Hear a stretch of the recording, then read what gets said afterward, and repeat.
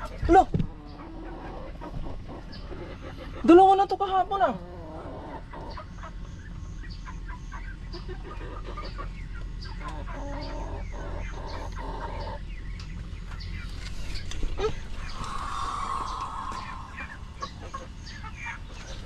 Magic! Dalawa na to kahapon. Nasaan yung itlog? Ayun, merong butas doon. May butas doon, oh.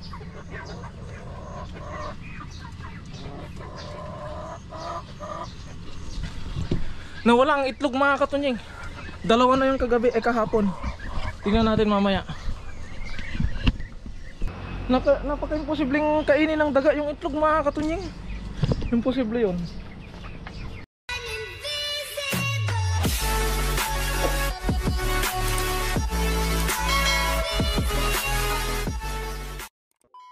So what is up mga katunying, magandang umaga sa ating lahat at welcome back po sa ating YouTube channel. At kung ngayon pala kayo napadpad sa aking YouTube channel mga katunying, ay inaanyahan ko po kayong mag-subscribe at i-click ang notification bell para ma-update po kayo sa ating mga susunod pang mga video. At syempre mga katunying, for today's video ay another day, another vlog na naman dito sa ating mini garden mga katunying. At meron na po tayong dumating na stock, dalawang sako, isang sako ng feeds para sa manok at isang sako ng darak para sa mga alaga nating pato. Kaya ngayon naman mga katunying ay kagabi yung tinanggal nating mga pinag-harvestan ng repolyo ay ginawa po nating chop suey. Ginawa po nating pagkain ng pato mga katunying at ito na po siya. Ginawa ko na po siya kagabi. Ayan. At saka yung mga talong mga katunying na nahuhulog ay ito na po siya. Ito po yung dahon ng repolyo. Bali tinadtad ko po siya mga katunying. Anilaga ko muna saka ko tinadtad. Tapos hinalawang ko lang ng konting sisig. Yun mga katunying. Tapos hahaluan natin ng darak. Kaya ngayong umaga hindi na tayo magtatadtad, hindi na tayo gagawa ng sisig mga katunying. Dahil titimplahan na lang natin at isi-serve natin sa kanila. Kaya ayun mga katunying, simulan na natin para makagawa tayo ng iba pang gawain dahil gumaganda na ang panahon. At titignan natin dyan sa loob ng kulungan natin kung anong pwede natin gawin. Kung pwede na ba natin ituloy yung ginagawa nating paglilinis doon sa kanilang swimming pool mga katunying, para hindi siya maputik. Kaya ngayon mga katunying, simulan na natin. Let's G! Atin mga katunying, ito na ang ating sisig. Tapos gagamit tayo ng ganito dahil may sugat yung ating kamay. Mag-gloves tayo. Itong gloves tayo binigay ni Dea. Gamitin daw natin. Yan.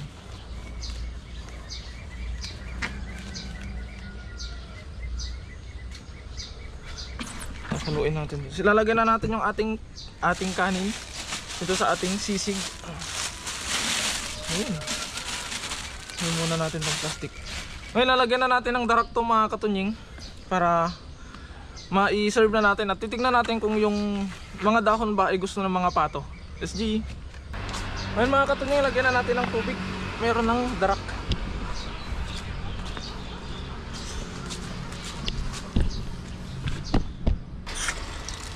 Tubigan na natin syempre.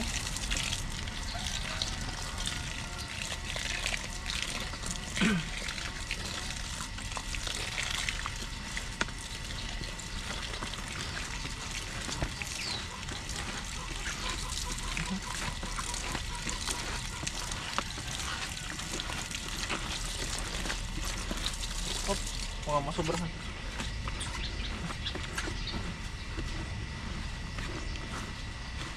Marami palang dahon to ngayon mga katunying.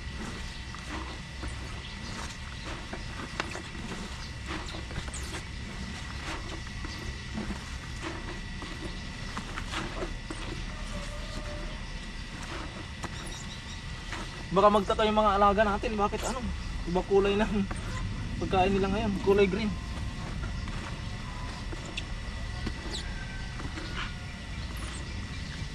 Yun. Kulay green ngayon yung pagkain nila mga katunying. Ngayon isa-serve na natin. Hugasan ko lang itong kamay ko. Isa-serve na natin sa ganun ay makita natin kung gusto ba nila to. Pero gusto naman nila siguro kasi gulay ito eh. Vegetarian tong mga natin mga katunying alaga natin. Pero syempre daanan muna natin sila dito. Yan. Lagay muna tayo ng pagkain nila.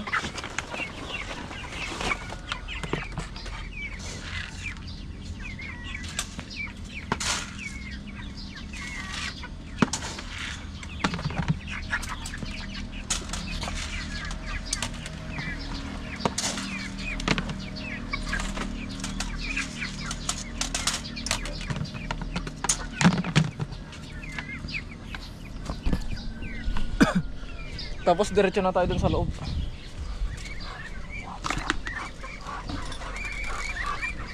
Pasok na, pasok.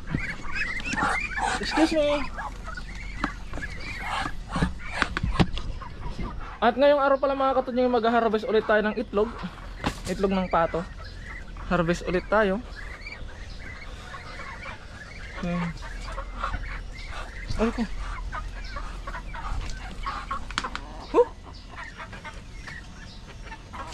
Ba't nawala yung mga itlog?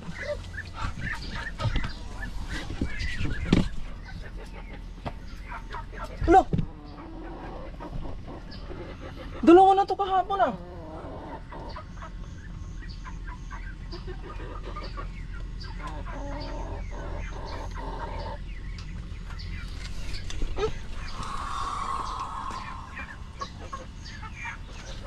Magic! Dalawa na to kahapon. Nasaan yung itlog? Meron yata kababalaghang nangyayari dito sa pugad ng ating mga katunying.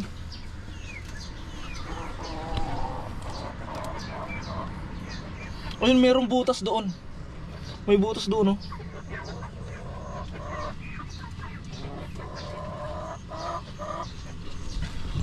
Nawala ang itlog mga katunying. Dalawa na yung kagabi, kahapon. Tingnan natin mamaya.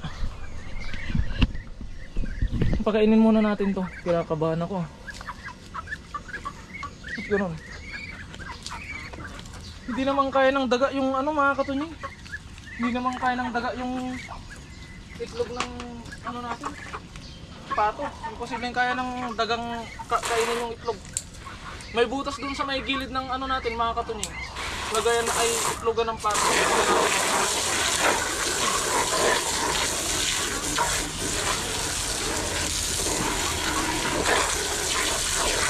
Hindi na maganda to mga katunying.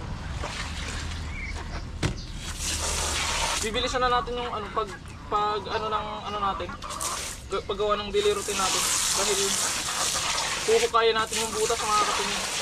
Tingnan natin kung daga ba talaga ang dumadali sa itlog. Kasi dalawa na yung kahapon eh. Excuse. Tadaan mo na.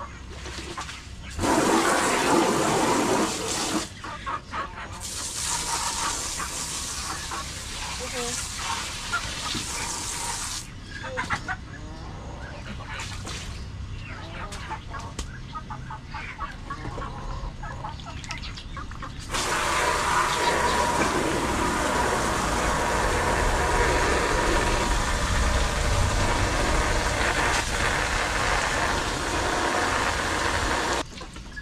Dito.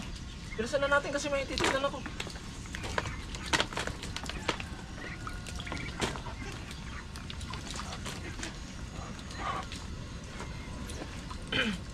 Sayang, inaasahan ko pa naman nakaharvestin natin yun ngayon mga katunying, tapos wala. Nangyari.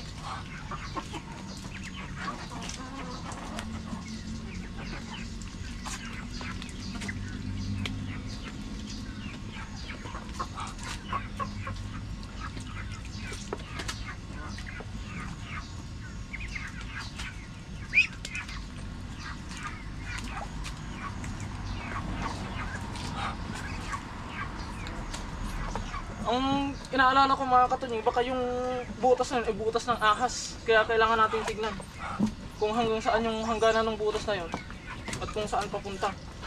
Kasi hindi ako makapaniwala mga katunying na kayang buhatin ng pato lang, pato ng daga lang yung natin, itlog ng pato. Imposible yun mga katunying.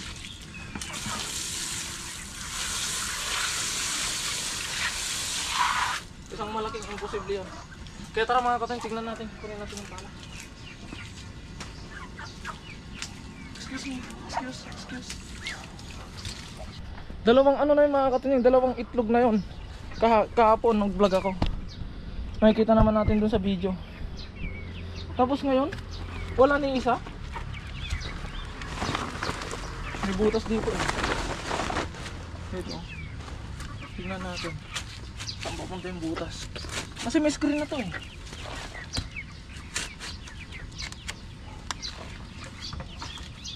Yun o, yung butas nyo.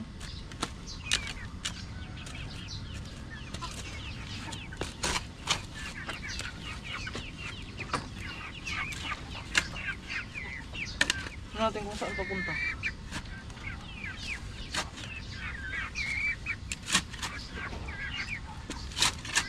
Hanggang dito na yung butas.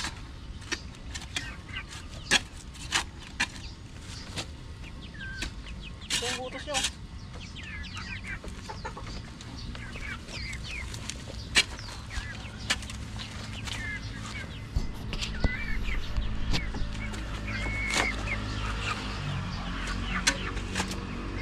Napaka-imposible naman yatang hanggang dito na yung butas naman. Nasa loob. Wala naman sa loob. Ito yung butas niya.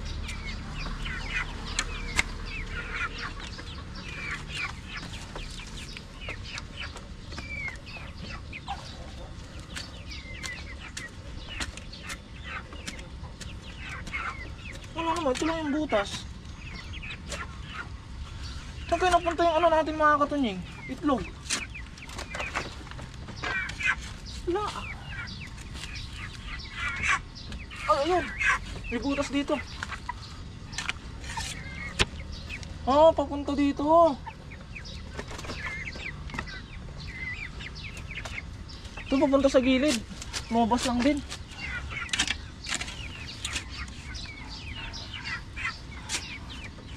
Ano na naman kaya bumiktima dito?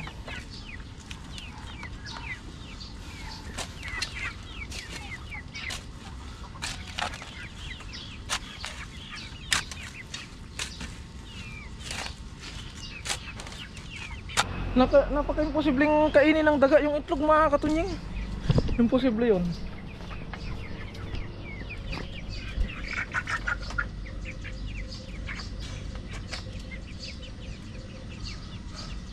Saan kaya yun? Saan dumaan? Ay saan dumaan? Ano kayang tumira dun?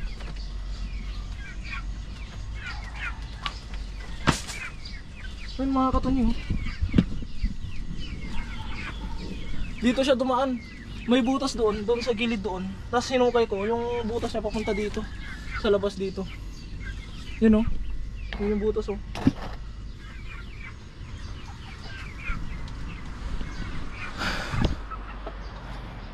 Kumakain ba ng itlog ang daga mga katunying? Walang natira eh. 3 na dapat yun ngayon kasi tuwing gabi nangingitlog ang pato natin. Pero ba't ngayon, wala ni isa yung itlog. 2 na yung kahapon, 3 na sana ngayon. Pero ngayon wala ni isang itlog.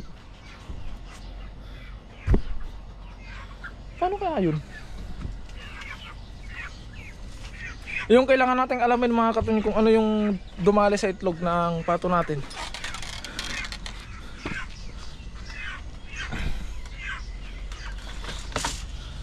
Grabe.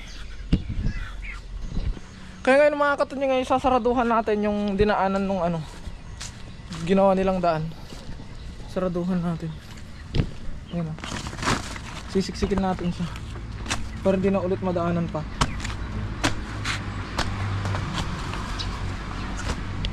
Tatabunan natin yan mga katunying. Ay mayroon palang bato dito. Ito na lang bato. Siksik natin yung bato doon.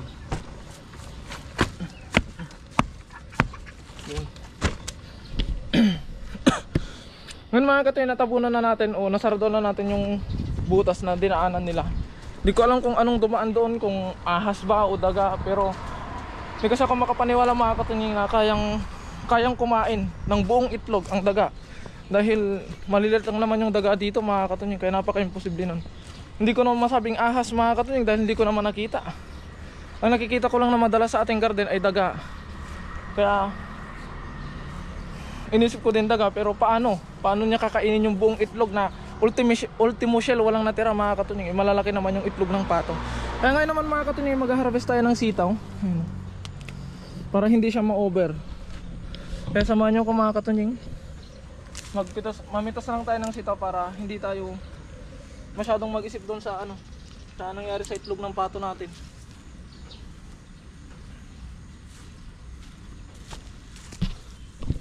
Dahil grabe mga katunying, sayang. Dalawa na yung mag-harvest na eh. Naunahan tayo sa pag-harvest mga katunying. At dahil nakatikim ng itlog yun, kung ano man yun mga katunying, sigurado babalik yun. Kaya yun yung dapat nating pagtuunan ng pansin mga katunying. Kailangan nating alamin kung ano ba yun, kung ahas ba o daga. At yun mga katunying, ito yung na-harvest natin. Hindi naman natin pwedeng hintayin to na hintayin yung iba pa, dahil kapag hinintay natin masasayang naman tong nauna. Kaya ngayon ang next natin mga katunying ay yung mga nahulog na mangga. Pangbalot ng mangga ay iano natin, iayos natin, ibabalot ulit natin mga katunying.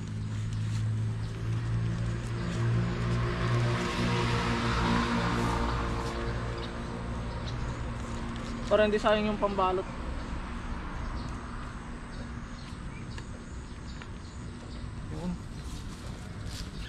Ayun mga katunying, tapos itong mga nahulog na mangga na nakolekta natin ay kukunin natin dahil sayang.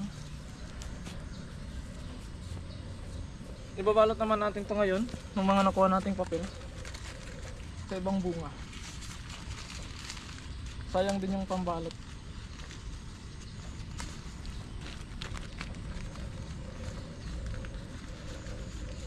Sayang din yung itlog mga katunying. Naglaho na parang bula yung itlog.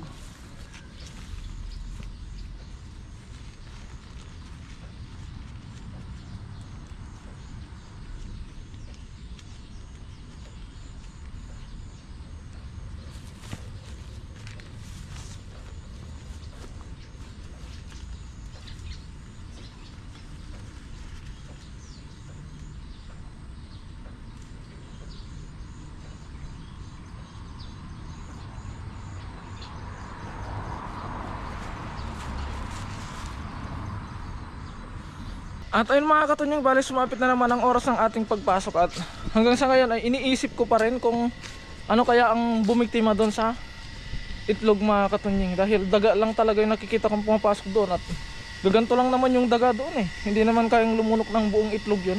Tapos ngayon mga katunying, dalawang itlog doon kahapon, na sana ay 3 na ngayon, ay wala na mga katunying.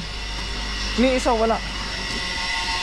Kasi kung kakainin man ng daga yun, o kaya kakainin ng mga patong, ibang pato, kasi may mga ako na pato kumakain ng itlog, eh di sana nandun yung shell.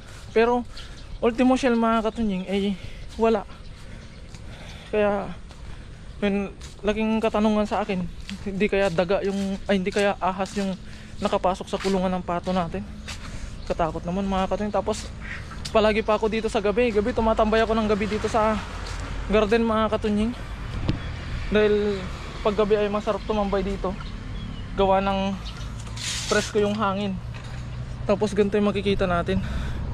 Kaya mga katunying, bali papasok na ako sa trabaho, kaya hanggang dito na lamang muna. At naway makita natin, kung malaman natin kung ano ba talaga yung bumiktima dun sa itlog natin, para alam natin kung anong dapat natin gawin. Kaya hanggang dito na lamang muna, at maraming salamat po sa walang sawa niyo pong suporta sa akin, sa aking mga nakakasama.